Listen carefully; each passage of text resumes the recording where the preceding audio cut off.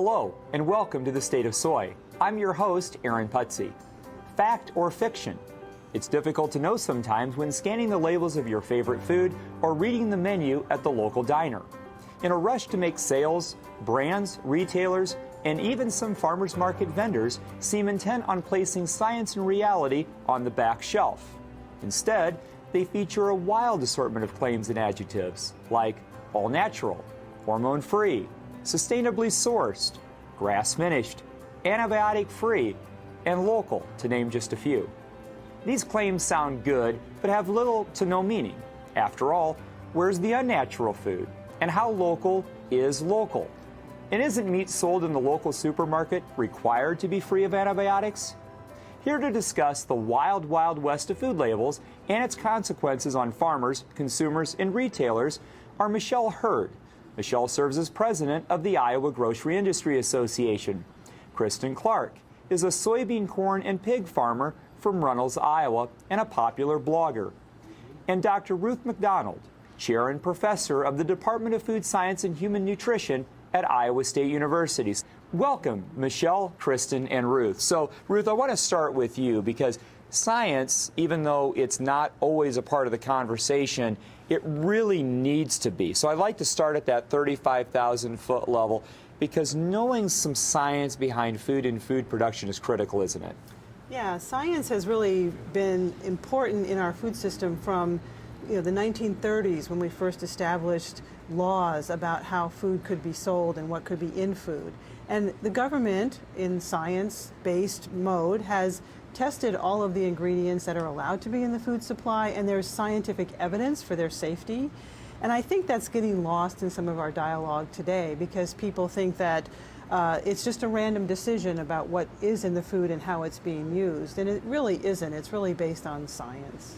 And I know, Cristen, as a farmer, you hear some of those, and I have to ask you, which one of those adjectives or those descriptors that you as a farmer, when you hear it, it just rings in your ear because you know, as Ruth just pointed out, you know what goes on behind the scenes. Give me an idea, one or two that stand out to you. Well, Aaron, I'm going to have to go with antibiotic-free and hormone-free. Okay. Now, we know that all animals, living animals, have hormones anyway, but especially in pork and poultry production since the 1950s, we have not been able to use, because it was illegal, hormones in pork and poultry production.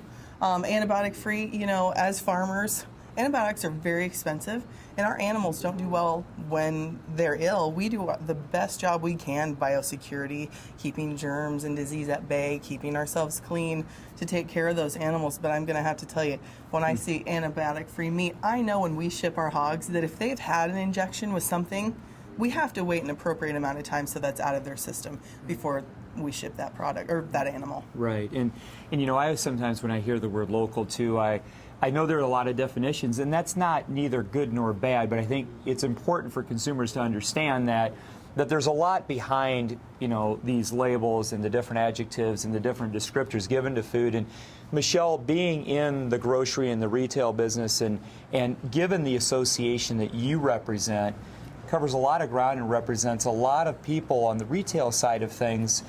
I would imagine for you that it takes effort to make sure that you're accessing resources that can be of value to your retailers. Share a little bit of that side of the story.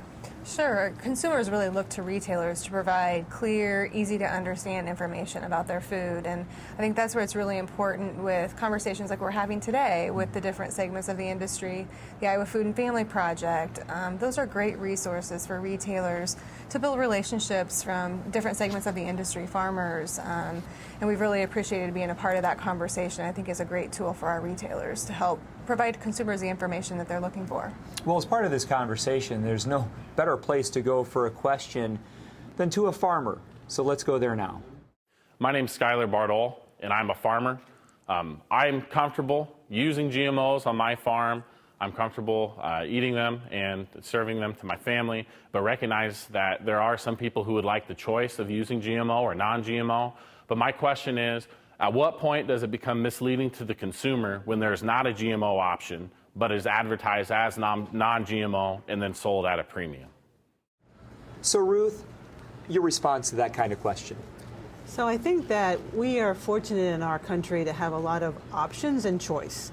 And I think giving people the non-GMO option is what they want. I think it becomes very misleading from the perspective of whether that is a safer or a healthier option. And there's no evidence that it is. So it becomes a little bit misleading when consumers believe that they're buying a product that is safer or is healthier for them or their family because it says non-GMO.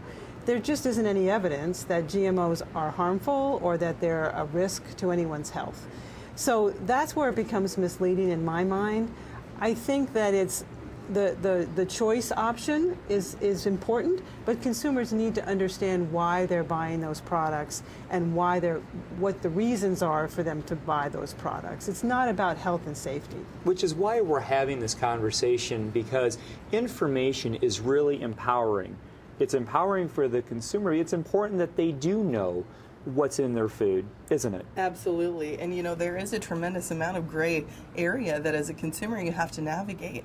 And the way to navigate that and get through the misleading claims is to educate yourself and find those resources like Iowa Food and Family Project, or a food blogger like me who does blog about the farm and what crops actually are GMO that are available. So I think just getting out there and learning from people is the best thing to do. Whether you're a farmer learning about what the consumer wants, or the consumer getting to know, what crops there are actually that are GMO that are available. Information is power, best for the consumer, for the retailer, and for the farmer too. We are blessed with a lot of choices when it comes to the food we enjoy, and reminds me of the saying, have a lot of food, you have a lot of problems. Don't have enough food, and you have just one problem. And I know as a farmer, this whole subject is near and dear to your heart because you go to work every day to grow food that people want and need. So what are some of those subjects that near and dear to your heart in this whole conversation? Aaron, the old saying of people don't care how much you know until they know how much you care. That's a really important part in communicating, farm practices and what we do on the farm every day to better our production, to better the way of life of the people that work for us and work with us every day. It's really important to me to extend that information to people because as consumer research is showing us, people are identifying on a moral and ethical level with the brands they drink, eat, and wear. And they want to know that the way that their food is humanely treated, how it's raised, they want to know more about that. So it's important to me to get that information out. I believe the Iowa Food and Family Project does an incredible job of communicating those stories about real farmers in Iowa in a great way through storytelling, and it's the perfect place to go to learn more. So, and I appreciate you mentioning that, because the Iowa Food and Family Project, which is a partnership that involves food retailers as well as farm organizations, and everybody really in that entire chain from the farm to the plate is part of that. And one of the things we try to do, Ruth, is to just help relieve some of the concerns and anxieties that people may have about food. And oftentimes it's needless anxiety or apprehension. What are one of those that a consumer can just cross off their list? Well, when you think about the fact that today's society, there's only about 1 or 2% of the population that's involved in agriculture. There's a lot of people that don't know where food comes from. And so they're really anxious about understanding food, and there's a lot of fear associated with just eating in general. And I think if we could alleviate that anxiety to make people realize that people who are growing and producing our food are doing their best to make sure that we have a healthy product that's going to their markets, and that there isn't laden pesticides in conventionally produced foods, that they're just as safe, they're monitored, they're regulated. You can go to the USDA website and look up the monitoring data on pesticides in foods. So conventionally grown foods, organically grown foods are all healthy and safe, and we should be more worried about making sure our diets are balanced and that we're meeting all their nutritional needs than we are about whether this food is labeled this way or that way. I think sometimes, and you know this, Cristen, it seems as though there's a thought process out there that maybe farmers don't want consumers to know everything that they do and to know the full story about how food is grown. And I know my experience, and having been raised on a farm too, that that's not the case. And I mean, that's why the Iowa Grocery Industry Association is a partner of the Iowa Food and Family Project, because we do want the retailer and the farmer to come together. So from your perspective, Michelle, share a little bit about what you have seen that works in bringing that farmer and that retailer together to the benefit of the consumer. You know, and I think we're seeing some really great things in our state. I think starting with the Food and Family Project you mentioned, and the Grocers Association, and our members are extremely proud to be a part of that. In addition, you know, there are 225 independents in this state, and we're home base to some great chains that are partnering with farmers and having events, and there's a lot of value for the consumer, for the farmer, and for the retailer to have that combined event to share information, to really show that connection between where the food is grown and where it's sold. And I think a great example of that is where we're here right now, which is at the Machine Shed Restaurant. We've held events here that bring people together around celebrating food, and more importantly, that you can have confidence and trust. And as you have those conversations, Cristen, what are those questions that people have that immediately come to mind when they have a chance of, my gosh, I get to visit with a real farmer? What's that first question that they ask? You know, honestly, Aaron, it's crazy. You would think it'd be some very farm-specific or pig-specific question, but it's not. It's, how can I get my family around the dinner table? What from scratch little tip or trick could you give me right now that I could take home and employ tonight so I can share more time around the dinner table with my family? And that's a big part, and we see there's benefits from people who gather together around food. And as you think, Ruth, about the way of having a conversation with someone about food, how do you construct your conversation with them? What do you find that people are very interested in?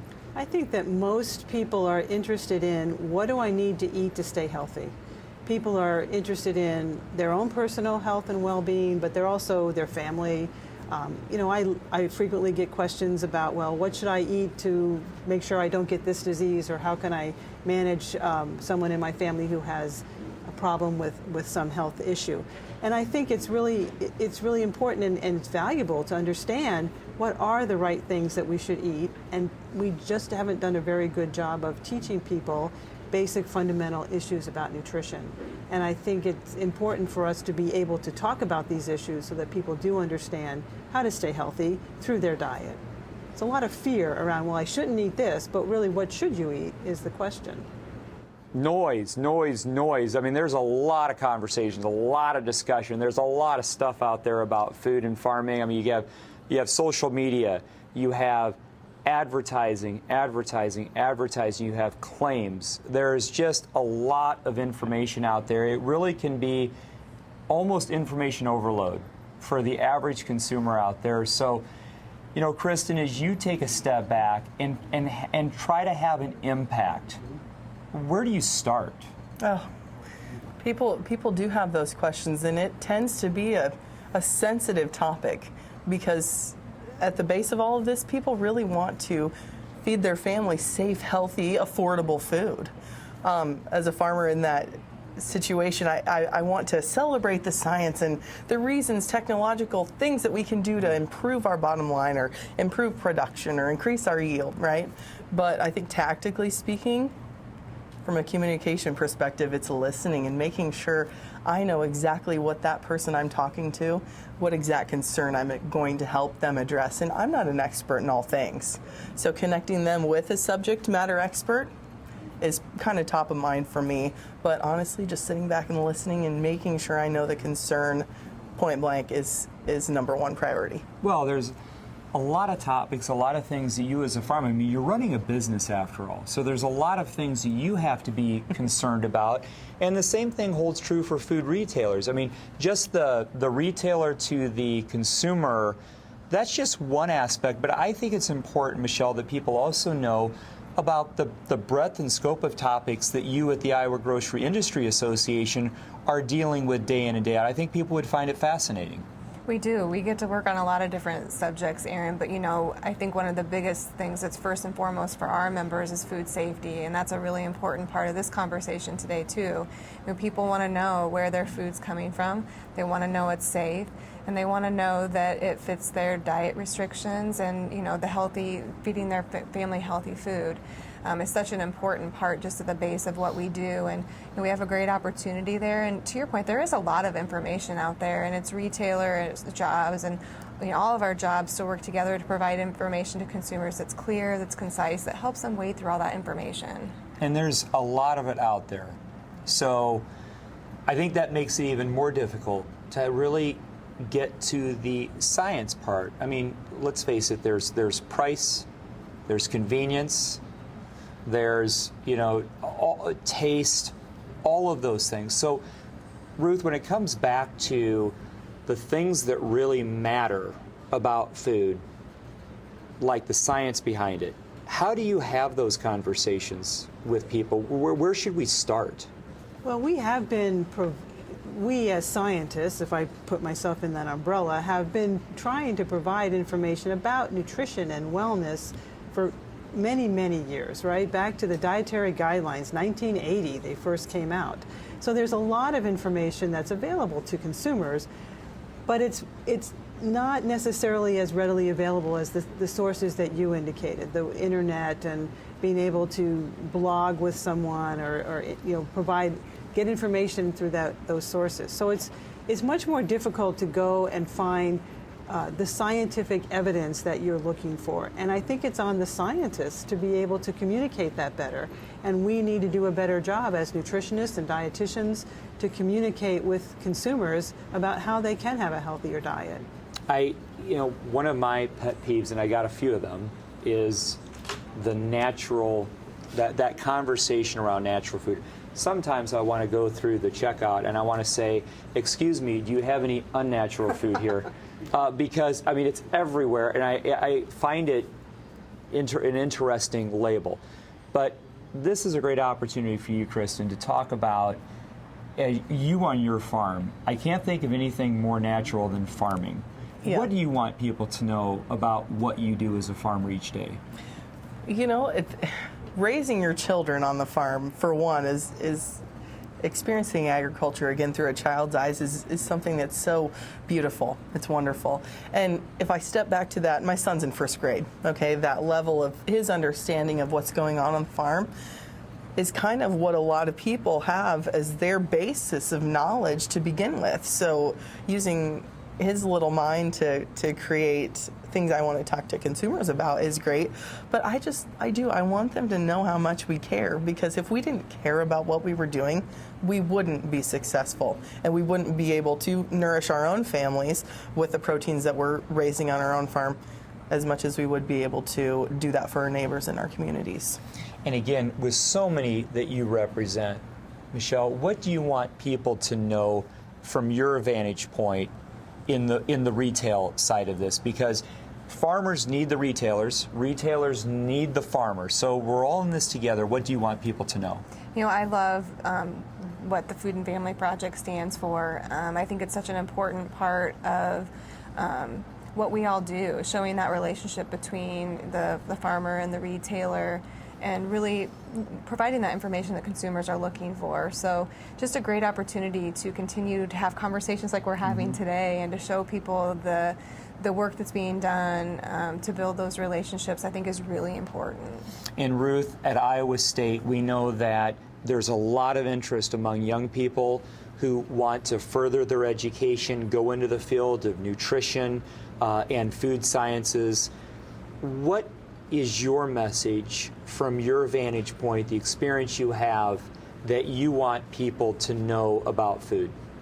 I think that there's a lot of misunderstanding about how food gets from the farm to the grocery store. There's a lot of steps in between. And that's what food scientists and nutritionists and dietitians do.